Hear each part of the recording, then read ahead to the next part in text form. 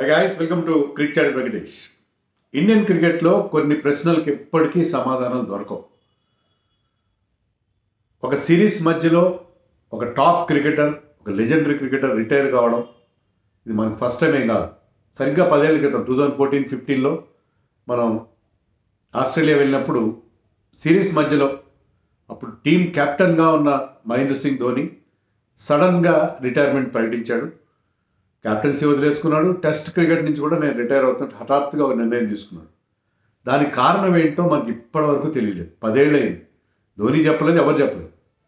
ఇప్పటికీ ఆ క్వశ్చన్ ఒక అన్ఆన్సర్డ్ క్వశ్చన్గానే మిగిలిపోయింది. సో దానికి సమాధానం ఇంకా మనం వెతుక్కుంటూనే ఉన్నాం. So nobody has clarity.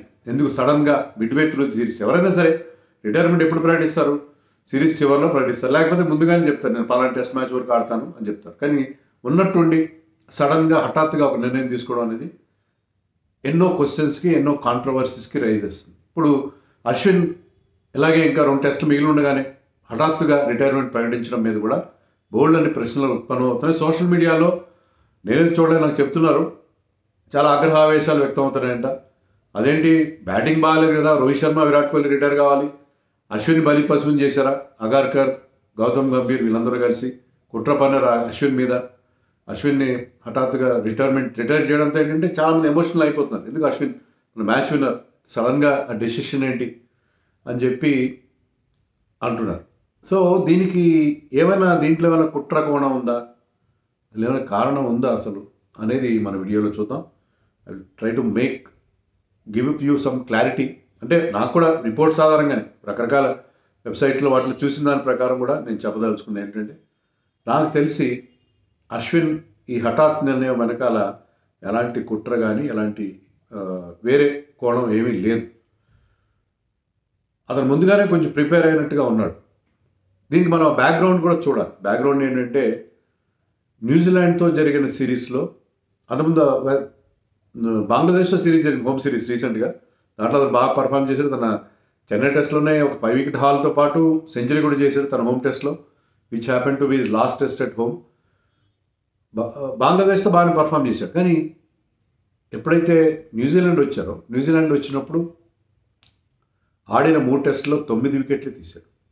Average 40 దాటింది. బౌలింగ్ యావరేజ్ అంత ఉండదు అతను ఎప్పుడు కూడా throughout his career at home అది 30 బిలోనే ఉంది, except on 2 other occasions.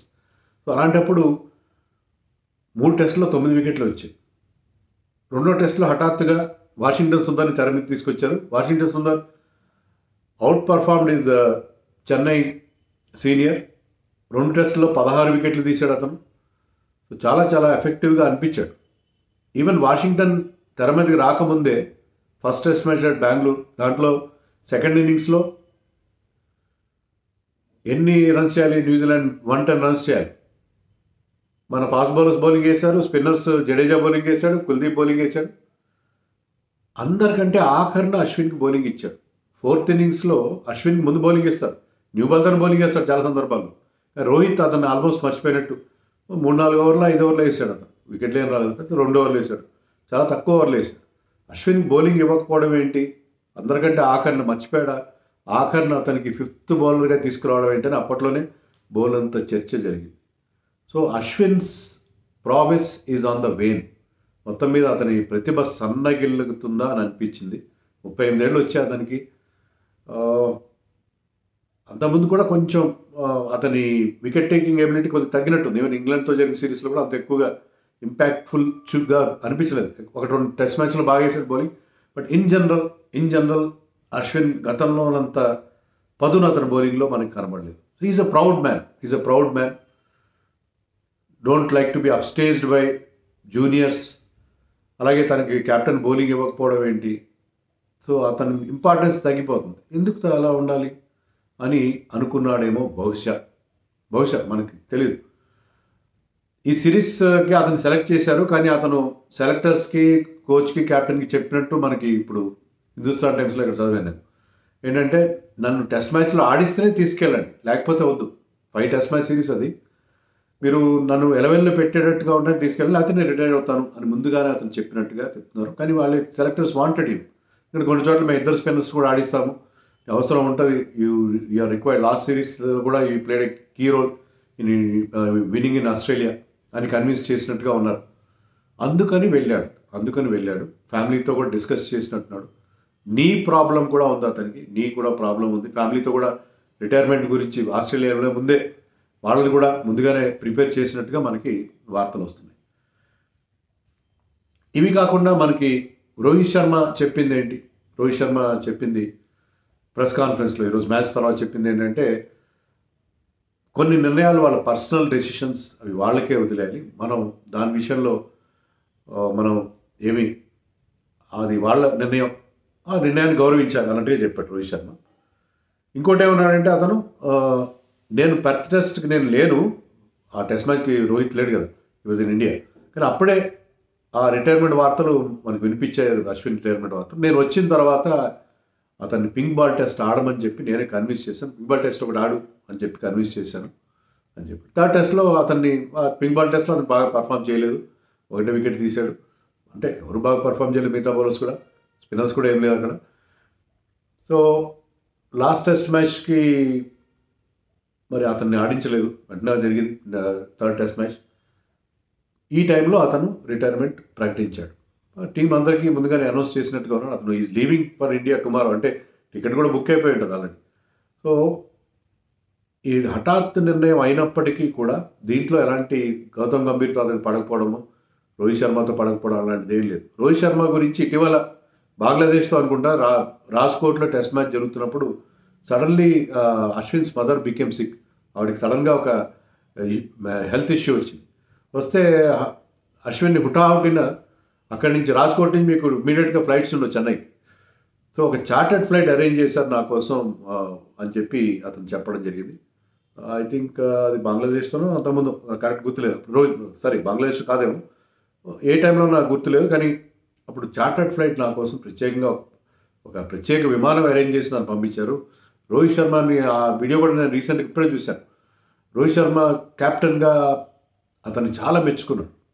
So హఠాత్తుగా రోహిత్తో అతనికి గొడవలై వచ్చే అవకాశం లేదు. నో డౌట్ అతని ఇంపార్టెన్స్ తగ్గింది టీంలో. అతని పెక్కింగ్ ఆర్డర్లో కూడా అతను మిగతా టెస్ట్లో ఉండే అవకాశం కనబడలేదు. ఎందుకంటే ఎప్పుడైతే జడేజా ఈ మ్యాచ్లో బాగా ఆడాడో, Ashwin knows that Jadeja will be the number 1 choice for the remaining 2 test matches. Batting కోసమైనా జడేజాని 2 టెస్ట్ మ్యాచ్లు ఆడిస్తారు. ఎందుకంటే కొద్దిమంది బాగా ఆడుతున్న బ్యాట్స్మెన్లో రాహుల్ తర్వాత మనకి జడేజానే కనిపిస్తున్నాడు, కొంతవరకు జైస్వాల్ కనిపించాడు. సో జడేజాని ఎందుకు వదిలేస్తారు? సో ఫస్ట్ చాయిస్ అతనే ఉన్నప్పుడు ఆఖరి 2 టెస్టులు అతను ఆడే అవకాశమే లేదు. పోనీ సెకండ్ స్పిన్నర్గా ఆడిస్తారా? సిడ్నీలో లాస్ట్ టైం కూడా మనం 2 స్పిన్నర్స్తో వెళ్ళాం, అశ్విన్ జడేజా 2 ఆడారు. కానీ ఇప్పుడు అవకాశం తక్కువ, ఎందుకంటే నితీష్ కుమార్ రెడ్డి కూడా బాగా బ్యాటింగ్ చేస్తున్నాడు. సో నితీష్ కుమార్ రెడ్డి బాగా బ్యాటింగ్ చేస్తాడు, he will be your 4th seamer. 3rd seamer ఎలాగో ఉంటాడు. సిడ్నీలో అయినా మెల్బోర్న్లో అయినా ఇండియా 2 స్పిన్నర్స్ 2 పేసర్స్తో వెళ్ళే ప్రశ్నే లేదు. With Nitish as your 3rd seamer. Nitish 4th సీమర్గానే ఉంటాడు, 3rd సీమర్ ఖచ్చితంగా ఉంటాడు. ఇంకొక 3 fast bowlers, 1 spinner plus Nitish Kumar Reddy, ఇదే కాంబినేషన్ మన సిడ్నీలో అయినా మెల్బోర్న్లో అయినా కనిపిస్తుంది. అన్లెస్ వికెట్ మరీ టర్నింగ్ ట్రాక్ ఉంటే అని అనిపిస్తే తప్ప నితీష్ని డ్రాప్ చేయరు కదా. Nitish one of the batting successes of this tour. So అతను ఎందుకు డ్రాప్ చేస్తారు? So Ashwin has seen the writing on the wall.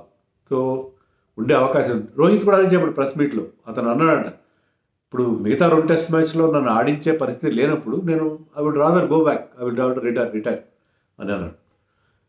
పోనీ నెక్స్ట్ హోమ్ టెస్ట్ ఎప్పుడు ఉంది? చాలా దూరం. నెక్స్ట్ హోమ్ టెస్ట్ చాలా దూరం ఉంది. ఈ లోపల ఇంగ్లాండ్తో ఒక సిరీస్ ఉంది, 5 మ్యాచ్ల సిరీస్. కానీ ఇంగ్లాండ్తో అతను ఎప్పుడు ఆడాడు? లాస్ట్ ఇంగ్లాండ్లో 2021 వరల్డ్ టెస్ట్ ఛాంపియన్షిప్ ఫైనల్ ఆడాడు. ఆ ఫైనల్లో అతను ఆడించడం మీద చాలా విమర్శలు వచ్చినాయి. ఎందుకంటే 4th ఇంకొక పేస్ బౌలర్ ఉంటే బాగుంటుంది, 4th సీమర్, మీరు అనవసరంగా అతను ఆడించారని చెప్పారు. అందువల్ల 2018లో ఆడాడు. ఇంగ్లాండ్తో జరిగిన సిరీస్లో 2018లో ఆడాడు. 2021లో 4, 22లో 1 టెస్ట్ మ్యాచ్ మనం ఆడాం. 5 టెస్ట్ మ్యాచ్లో కూడా అశ్విన్ ఆడలేదు. సో ఇంగ్లాండ్లో అతన్ని కన్సిడర్ చేయట్లేదు. ఇంగ్లాండ్లో 2018 తర్వాత ఇంగ్లాండ్లో అతను ఆడనే లేదు. సో అలాంటప్పుడు ఇంగ్లాండ్లో కూడా అతనికి అవకాశాలు వచ్చే ఛాన్స్ ఇప్పుడున్న పరిస్థితుల్లో కనబడలేదు. పెకింగ్ ఆర్డర్లో కూడా వాషింగ్టన్ సుందర్ ముందున్నాడు. బహుశా కెప్టెన్ కానీ కోచ్ కానీ అడిగి ఉంటారు అర్థం. ఒకవేళ 2 స్పిన్నర్స్ని ఆడించినా కూడా మీరు సిడ్నీలో కానీ లేకపోతే మెల్బోర్న్లో కానీ నా ప్లేస్ ఏంటి అంటే, నీ ప్లేస్ వాషింగ్టన్ సుందర్ తర్వాత, ఎందుకంటే currently he's in good form and is a better batsmen overseas compare to Ashwin అని టీం ఒక అది అంటే ఇవన్నీ రిలేటివ్ థింగ్స్. టీం ఉద్దేశం బహుశా అలా ఉండొచ్చు. సో ఇవన్నీ ఫ్యాక్టర్స్ దృష్టిలో పెట్టుకుని అతను ఏమనుకున్నాడంటే ఎస్ నేను ఇప్పుడు ఆడే పరిస్థితి నన్ను ఆడించారు బహుశా టీంలో, ఎందుకు why should I continue here అని చెప్పి అతను వెళ్ళిపోయే పరిస్థితి మనకు కనిపిస్తుంది. అతను మీడియాని కూడా అడ్రస్ చేశాడు, చెప్పాడు, రిటైర్మెంట్ చెప్పాడు. నేను క్వశ్చన్స్ తీసుకోవట్లేదు ఎందుకంటే ఎమోషనల్గా ఉన్నాను, ఏదంటే అది మాట్లాడచ్చు, తప్పు మాట్లాడచ్చు, అందుకని నేను క్వశ్చన్స్ తీసుకోవట్లేదు. క్వశ్చన్స్ తీసుకోకపోవడం మీద కూడా అనుమానాలు రేకెత్తినాయి మనకి. సో ఇవన్నీ కూడా ఏంటంటే టీ కప్లో తుఫాన్, దయం లేదు. అశ్విన్ అతని ఏజ్ ఫ్యాక్టర్గా తీసుకున్నా అతని ప్రతిభ పదును తగ్గడం, ప్రతిభ సన్నగిల్లడం ఇవన్నీ క్లియర్గా కనిపిస్తుంది. Is a proud man, right టైంలో రిటైర్ అయ్యాడు. అతనికి బ్రహ్మాండమైన మీడియా కెరీర్, అతను మంచి కామెంటేటర్ అవుతాడు నాకు తెలుసు. అతను ఒక మోస్ట్ సక్సెస్ఫుల్ యూట్యూబ్ ఛానల్ కూడా ఉంది, హిందీలో కూడా యాష్కీ బాత్ అని మొదలుపెట్టాడు, తమిళ్లోనే కాదు. సో అతను హాయిగా ఇక్కడ ఉండి అనవసరంగా డ్రెస్సింగ్ రూమ్లో గోల్డ్ గిలుక్కునే బదులు happily you will go home, spend with his family, do whatever media assignments కానీ యూట్యూబ్ ఛానల్ కానీ నడుపుకుంటాడు. అనవసరం there was no point in staying here అని చెప్పి అతను వెళ్ళిపోతాడు. అంతే తప్ప దీంట్లో వేరే కారణాలు ఏమైనా ఉన్నాయని నేనైతే అనుకోవట్లేదు. వేరే కారణాలు అయితే ఉన్నాయని నేను అనుకోవట్లేదు. అతను ఏంటంటే చాలామంది వాళ్ళందరూ వాళ్ళు రిటైర్ గారు ఇండియన్ క్రికెట్లో. మనకి హత్యలే తప్ప ఆత్మహత్యలు ఉండవు ఇండియన్ క్రికెట్లో. కానీ Ashwin is a very has taken the right decision at the right time. అందరూ ఇప్పుడు అశ్విన్ ఎందుకు రిటైర్ అయ్యాడని చెప్పి they should ask why and not why not అనేది ఒక ఉంటుంది రిటైర్మెంట్ విషయంలో. వై ఈజ్ హీ రిటైరింగ్ అని అడగాలి అంతే కానీ వై నాట్ హీ రిటైరింగ్ అని అడిగే పరిస్థితి ఉండకూడదు. సో అలాంటి సిచ్యుయేషన్లో అశ్విన్ అనే హై నోట్ రిటైర్ అవుతున్నాడు 1 బ్యాడ్ సిరీస్ తర్వాత. And we should appreciate his decision, we should respect his decision. Is a legend, true legend in Indian cricket. Match winner కాదు, series winner. Match winner ఏంటి, వసీం జాఫర్ అన్నట్టు is a series winner, not a simple match winner. Series మనం గెలిపించి పెట్టాడు, 17 సిరీస్లు గెలిపించి పెట్టాడు. So let us respect his decision. దీంట్లో కాంట్రవర్సీ ఏం చూడద్దు. Let us give a warm send off. అతనికి ఒక ఫేర్వెల్ టెస్ట్ ఉంటే బాగుండేది. ఫేర్వెల్ టెస్ట్ అలాగైతే టీమ్ సౌదీకి ఇచ్చారు, అలాగే బ్యాట్లన్నీ ఇలా పెట్టి అతన్ని స్వాగతం పలకడం, తర్వాత అతని ఫ్యామిలీతో అతను ఫేర్వెల్ టెస్ట్ ఆడడం, ఫ్యామిలీ మెంబర్స్, అతనికి 2 క్యూట్ డాటర్స్ ఉన్నారు. సో వాళ్ళతో అందరితో వచ్చి అతను వస్తే బాగుండేది. కానీ అన్నీ మనం అనుకున్న స్క్రిప్ట్ ప్రకారం జరగవు సినిమాలో లాగా.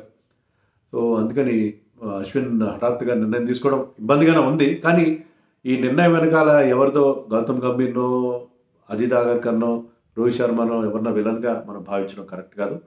I think it was decision taken in the right spirit అని నేను అనుకుంటున్నాను. మరి మీరేమనుకుంటున్నారు? మీలో చాలామందికి ఈ నా వీడియో నచ్చకపోవచ్చు, కానీ నాకు అనిపించిన ఫ్యాక్ట్స్ మీకు ముందుంచడానికి ప్రయత్నం చేస్తాను.